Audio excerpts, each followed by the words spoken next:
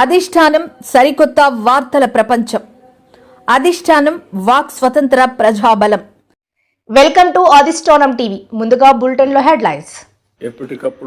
రాజ్యాంగ దినోత్సవం సందర్భంగా చంద్రబాబు, లోకేష్ శుభాకాంక్షలు. భారత రాజ్యాంగంతోనే అణగారిన వర్గాలకు చేయూత లభిస్తుంది. నరసన్నపేట ఎమ్మెల్యే రమణమూర్తి. ఏనుగులు పొలాల వైపు రాకుండా కందకాలు తవ్వే పనులు వేగవంతం చేయాలి. ఉప ముఖ్యమంత్రి పవన్ కళ్యాణ్. విశాఖ ఎల్ఐసి బిల్డింగ్ వద్ద గల అంబేద్కర్ విగ్రహానికి మాజీ మంత్రి గుడివాడ అమర్నాథ్ నివాళులు. పెందుర్తి మండల పరిషత్ కార్యాలయంలో నిర్వహించిన రాజ్యాంగ దినోత్సవ వేడుకలు. ఆయన ముఖ్య అతిథిగా ఎమ్మెల్యే పంచకర్ల రమేష్ బాబు. విద్యార్థులు మాదక ద్రవ్యాలకు దూరంగా ఉండాలని నర్సీపట్నం టౌన్ సిఐ గోవిందరావు పిలుపు. రాష్ట్ర వ్యాప్తంగా 75వ రాజ్యాంగ దినోత్సవ వేడుకలు ఘనంగా జరగనున్నాయి. ఈ సందర్భంగా భారత రాజ్యాంగాన్ని ఆమోదించుకున్న రోజును గుర్తు చేసుకుంటూ ముఖ్యమంత్రి చంద్రబాబు, మంత్రి నారా లోకేష్ ప్రజలకు శుభాకాంక్షలు తెలియజేశారు. ఇక్కడ మన రాష్ట్రంలో ఉండేవాళ్ళే కాకుండా ప్రపంచం మొత్తం ఎవరైతే భారతీయులు ఉన్నారో వారందరికీ కూడా శుభాకాంక్షలు. ప్రపంచంలోని అతిపెద్ద రాజ్యాంగాన్ని, అతిపెద్ద ప్రజాస్వామ్య దేశానికి పరిరక్షణ కలిగించిన రోజు. మన రాజ్యాంగాన్ని రాజ్యాంగ పరిషత్ ఆమోదించిన రోజు కూడా. ఇప్పుడే చాలామంది మాట్లాడారు.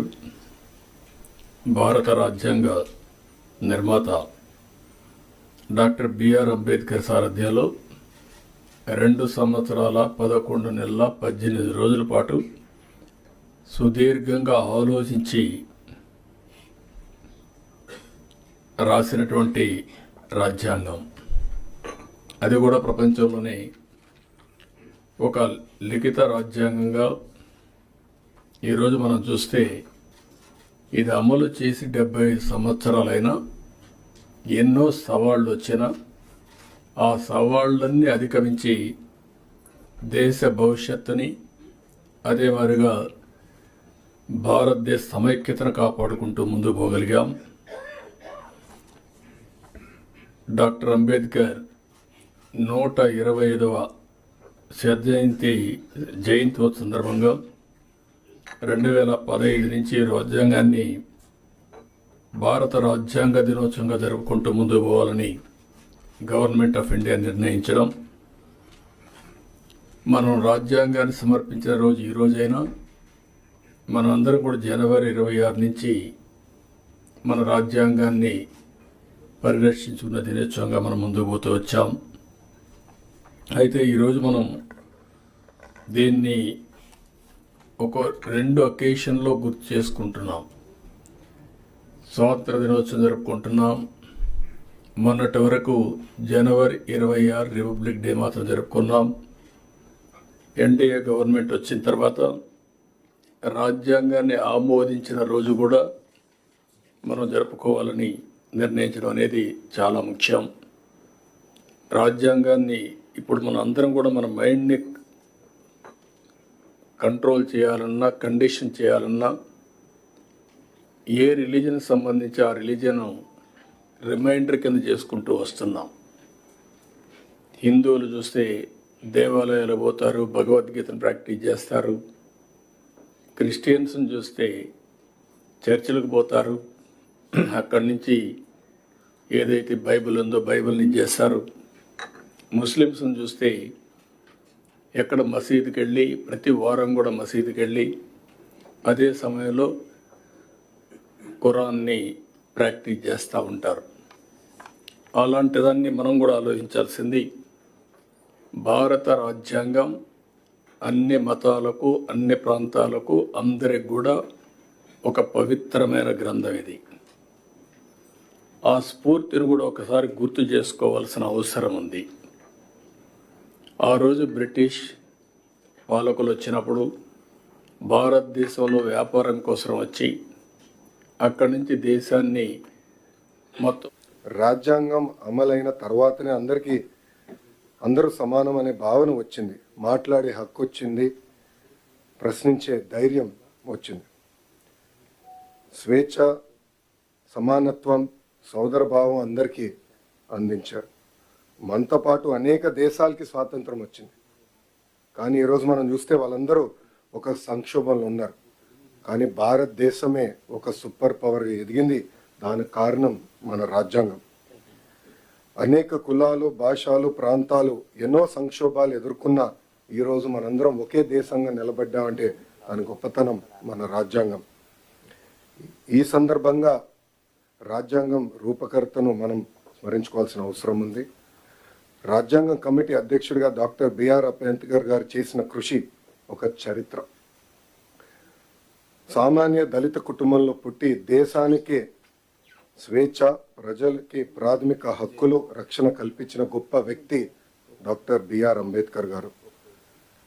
రాజ్యాంగం దుర్వినియోగం జరిగితే రాజ్యాంగాన్నే నేను కాల్చుతానని ధైర్యంగా చెప్పిన వ్యక్తి డాక్టర్ బిఆర్ అంబేద్కర్ గారు. ఇప్పుడే గౌరవ ముఖ్యమంత్రి గారికి నేను చెప్పాను, సార్ ఈ మీటింగ్లో ఐఏఎస్ అధికారులు ఉన్నారు, కానీ ఐపీఎస్ అధికారులు కేవలం హోమ్ సెక్రటరీ గారు తప్ప ఎవరు లేరు ఈ రూమ్లో అని నేను గౌరవ ముఖ్యమంత్రి గారు చెప్పాను. ఇది ఎందుకు చెప్పానంటే గడిచిన 5 సంవత్సరాలు రాజ్యాంగం విలువేంటో తెలుసుకున్న మొదటి వ్యక్తిని నేను చదువుకున్నప్పుడు రాజ్యాంగం గురించి మాట్లాడేవాళ్ళం, నేర్చుకున్నాం. కానీ రాజ్యాంగం విలువేంటో నేను ఈ పుస్తకం పట్టుకుని పాదయాత్ర చేస్తాం జరిగింది. నేను ఆ రోజు అధికారులతో మాట్లాడేటప్పుడు కూడా ఎక్కడ మార్కింగ్ చేశానో ఆ మార్కింగ్ కూడా ఇప్పటికీ అట్లనే ఉంది. దీంట్లో మనం చూస్తే right to freedom, article 19, freedom of speech, freedom of expression ఏదైతే రాజ్యాంగం మనకు కల్పించిందో అది నేను పాదయాత్ర ప్రారంభిస్తాం కానివ్వండి, దాని ముందల గౌరవ ముఖ్యమంత్రి గారు ప్రతిపక్ష నేతగా ఉన్నప్పుడు అధికారులు అది సరిగా పాటించలేదు. అందుకే ప్రజలు ప్రజాస్వామ్యంలో తీర్పిచ్చారు. రాజ్యాంగాన్ని కాపాడాల్సిన బాధ్యత అధికారులందరిపైన ఉంది, ప్రజాప్రతినిధులపైన కూడా చాలా చాలా ఉంది. అందుకే సార్ దీంట్లో భాగంగా విద్యాశాఖలో మేము వచ్చే సంవత్సరం నుంచి బాలల భారత రాజ్యాంగం ఇవ్వాలని నిర్ణయం తీసుకుంటాం జరిగింది. దీంట్లో కాన్స్టిట్యూషన్లో ఉన్న నేడు దేశంలో భారత రాజ్యాంగంతోనే అణగారిన వర్గాలకు చేయూత లభిస్తుందని నరసన్నపేట ఎమ్మెల్యే రమణమూర్తి పేర్కొన్నారు. భారత రాజ్యాంగం ఏర్పడి నేటికి 75 ఏళ్లు పూర్తయిన సందర్భంగా అంబేద్కర్ విగ్రహానికి పూలమాల వేసి నివాళులు అర్పించారు. రాజ్యాంగ ఆమోదం పొందిన దినం ఇది. అయితే ఈ దినోత్సవాన్ని అంబేద్కర్ రాజ్యాంగ నిర్మాతగా వ్యవహరించారు. ఈ లౌకిక భారతదేశంలో విభిన్న వర్గాలు, విభిన్న ప్రాంతాల్లో ఒక పెద్ద ప్రజాస్వామ్య దేశం అయినటువంటి భారతదేశం ఈవేళ అందరూ మనుగడ సాగిస్తున్నారంటే దానికి కారణం అంబేద్కర్ స్ఫూర్తి, వారు చూపించే దారి. అందువల్ల నరేంద్ర మోడీ గారు ఈ దినాన్ని పురస్కరించుకొని మరి అంబేద్కర్ని మరి ఈ సందర్భంగా మనం అందరం కొనియాడాలనే ఆలోచనతో 125వ అతని జన్మదిన వేడుక సందర్భంగా ఈ దినోత్సవాన్ని అతని పేరు మీద అనౌన్స్ చేయడం జరిగింది. అటువంటి గొప్ప రోజు ఇది. అటువంటి ఈవేళ ఈ భారతదేశంలో స్వేచ్ఛగా బతకగలుస్తున్నామంటే లాండ్ ఆర్డర్ అవ్వచ్చు, లేకపోతే కుల మతాల మధ్య విభేదాలు లేకుండా, ప్రాంతాల మధ్య విభేదాలు లేకుండా అన్ని వర్గాల వారికి ఇవాళ ఈ భారతదేశంలో ఈ భారత ఏదైతే స్వతంత్ర ఫలాలు ఉన్నాయో అందుకునే విధంగా ఈవేళ అతని స్ఫూర్తి వల్ల ఆ రాజ్యాంగ నిర్మాత ఎవరైతే ఉన్నారో అంబేద్కర్ గారు ఆ స్ఫూర్తి వల్ల ఈవేళ ఈ భారతదేశం ఉంది. కాబట్టి ఈ కొనియాడవలసిన అవసరం ఉంది. బీసీ ఈవేళ ఈ రాజ్యాంగంలో శాసనకర్తగా అవకాశం వచ్చిందంటే అద్భుతాలు స్ఫూర్తి. ఏనుగులు పొలాల వైపు రాకుండా కందకాలు తవ్వే పనులు వేగవంతం చేయాలి. ఉపాధి హామీ పథకంతో అనుసంధానం చేయండి. అటవీ శాఖ ఉన్నతాధికారులతో సమీక్షలో ఉప ముఖ్యమంత్రి పవన్ కళ్యాణ్. ఏనుగులు పొలాల వైపు రాకుండా కందకాలు తవ్వే పనులు వేగవంతం చేయాలి. ఉపాధి హామీ పథకంతో అనుసంధానం చేయండి.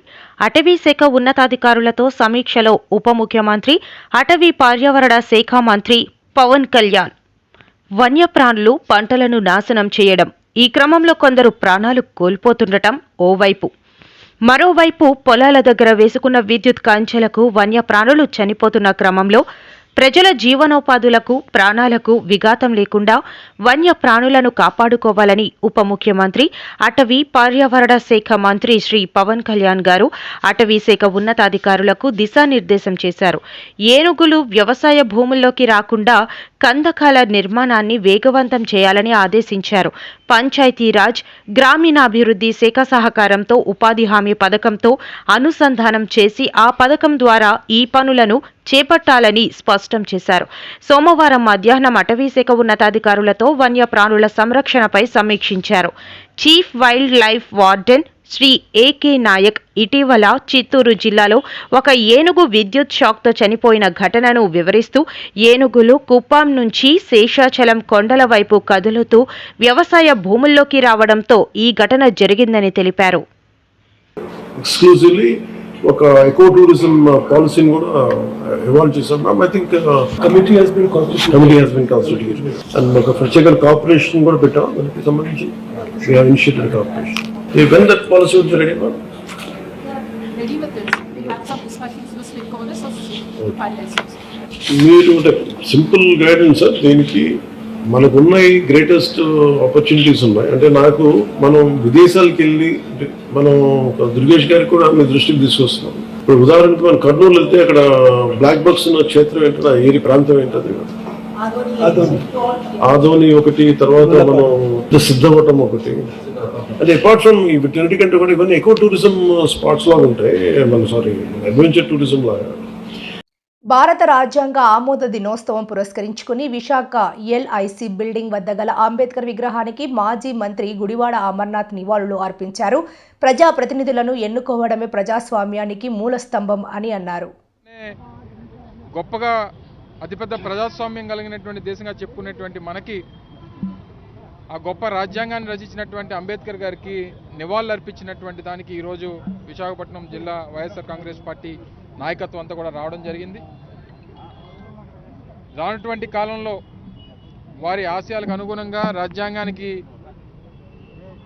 రాజ్యాంగంలో ఉన్నటువంటి ప్రతి అంశాన్ని ముందుకు తీసుకెళ్లేటువంటి విధంగా ముందుకెళ్లాలన్నటువంటిది భారతదేశం ఆలోచన చేస్తున్నటువంటి పరిస్థితుల్లో దురదృష్టం ఏంటంటే, దేశంలో పరిస్థితులు ఏ రకంగా ఉన్నా ఆంధ్రప్రదేశ్ రాష్ట్రంలో మాత్రం అంబేద్కర్ గారు రచించినటువంటి రాజ్యాంగం గడిచినటువంటి 6 నెలలుగా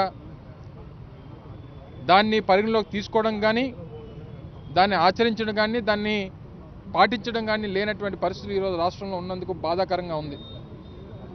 ఈరోజు రాష్ట్రంలో లోకేష్ రచించినటువంటి రెడ్ బుక్ రాజ్యాంగం నడుస్తూ ఉంది తప్ప అంబేద్కర్ గారు అత్యంత గొప్పగా రచించినటువంటి భారత రాజ్యాంగం నడవట్లేనందుకు చాలా దురదృష్టం. అది అనేక సందర్భాల్లో, అనేక విషయాల్లో, అనేక రకాలుగా జరుగుతున్నటువంటి విధ్వంసాలు కానీ, లేదా వైఎస్ఆర్ కాంగ్రెస్ పార్టీ కార్యకర్తల మీద చేస్తున్నటువంటి దౌర్జన్యాలు కానీ, దోపిడీలు కానీ, హత్యలు కానీ, అనేక అంశాల మీద వారికి నచ్చినట్టుగా చేస్తున్నటువంటి దుష్ప్రచారం కానీ, ఏది కూడా రాజ్యాంగానికి లోబడి జరుగుతున్నటువంటి పరిస్థితులు లేవు.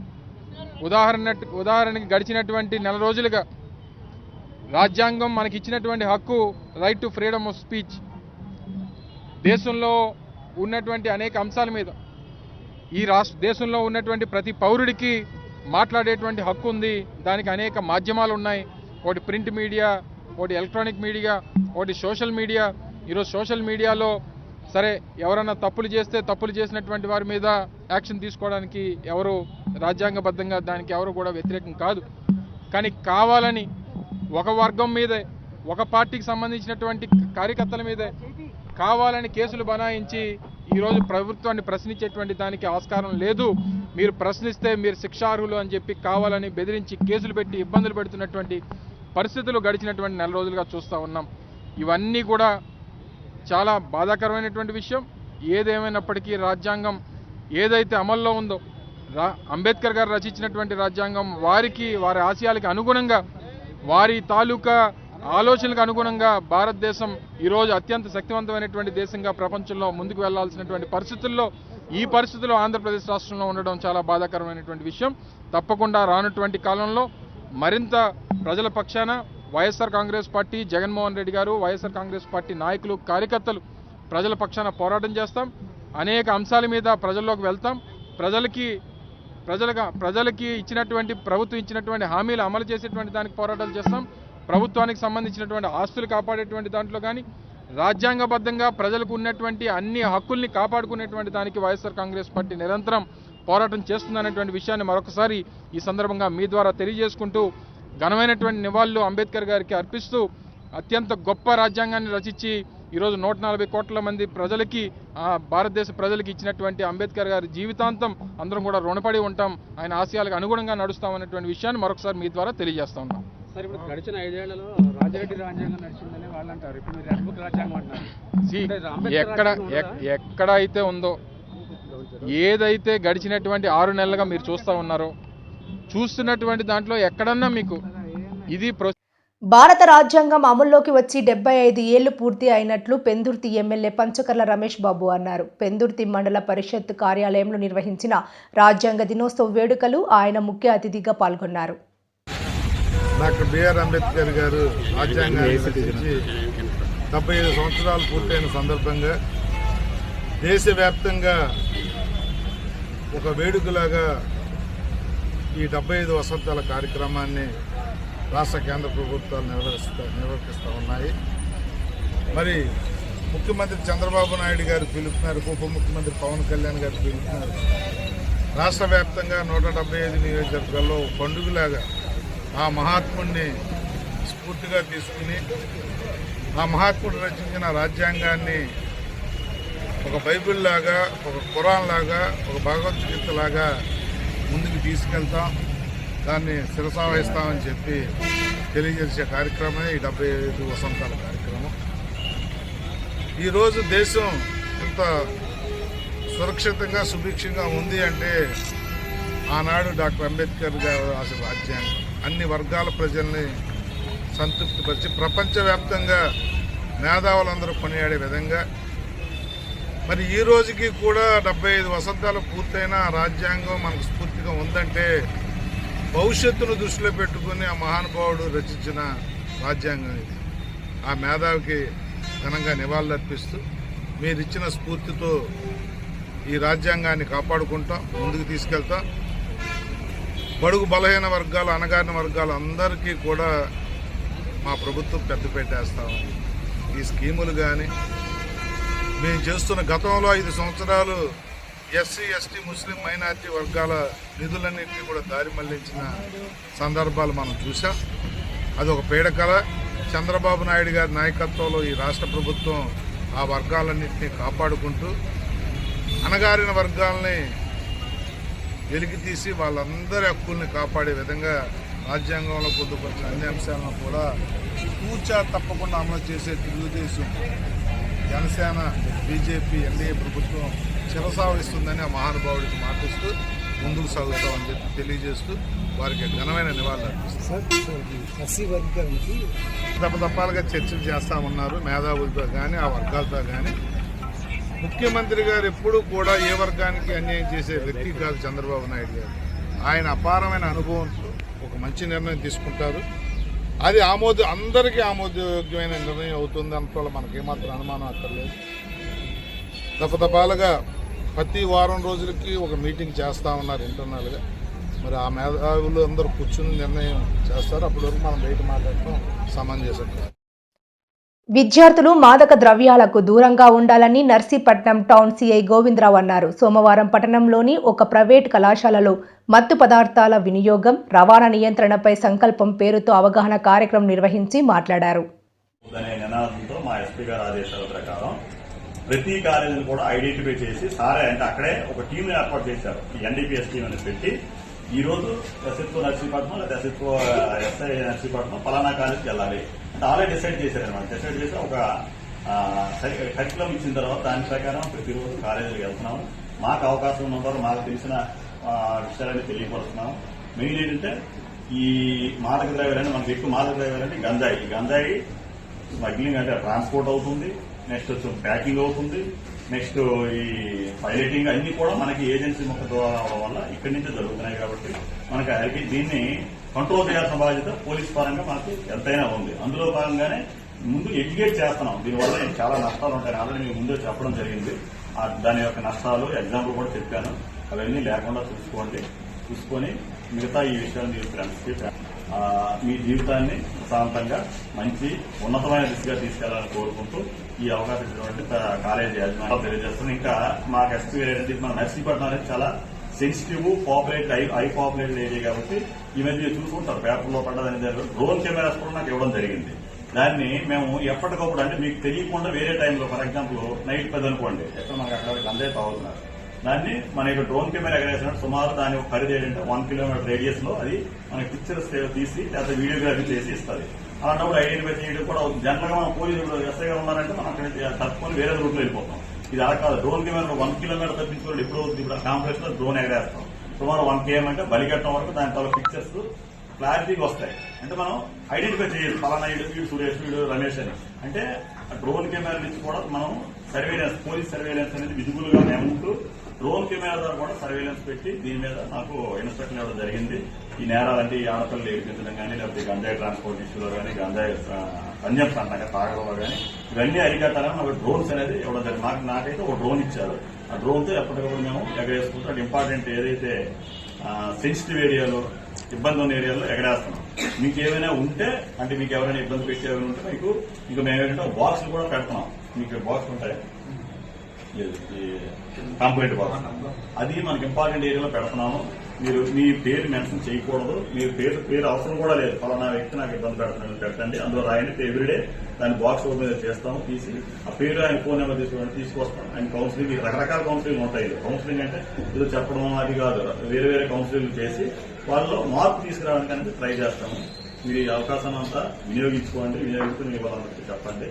ఇటువంటి అవకాశం ఇచ్చినట్టు కాలేజీ యాజమాన్యానికి నా యొక్క ధన్యవాదాలు.